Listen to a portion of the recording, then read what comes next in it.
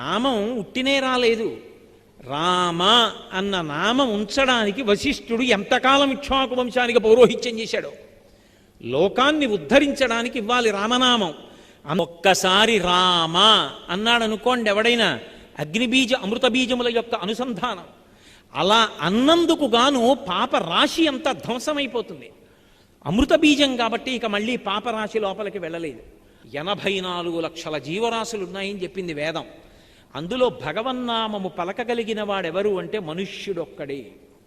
ఆ నామాన్ని పలికినంత మాత్రం చేత పాపాన్ని ధ్వంసం చేసుకుంటాడు. కానీ పలకగలడా? అస్తమానం భగవన్నామం చెప్పడం సాధ్యమా? అక్కరమాలిన విషయాలు మాట్లాడినంత సంతోషంగా భగవన్నామం చెప్పడం సాధ్యం అవుతుందా? పాపాలు వేరు, పాతకాలు వేరు. పాతకాలు కొన్ని 100 జన్మలు కట్టి కుడిపేస్తాయి, అంత భయంకరం. పంచమహాపాతకాలంటారు. పొరపాటున కూడా అవి జరగకూడదు.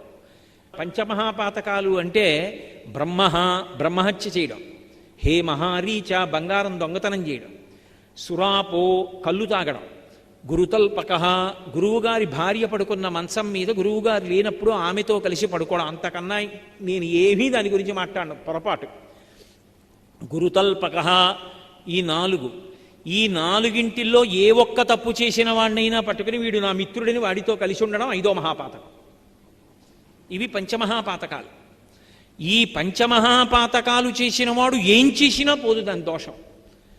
కలియుగంలోట అంటే చేసినామని చెప్పమని చెప్పట్లేదు, అంత పెద్ద పెద్ద పాతకాలు కూడా ఏది పోగొట్టగలదు అంటే హరినామ కీర్తనం, భగవన్నామని చెప్పడం.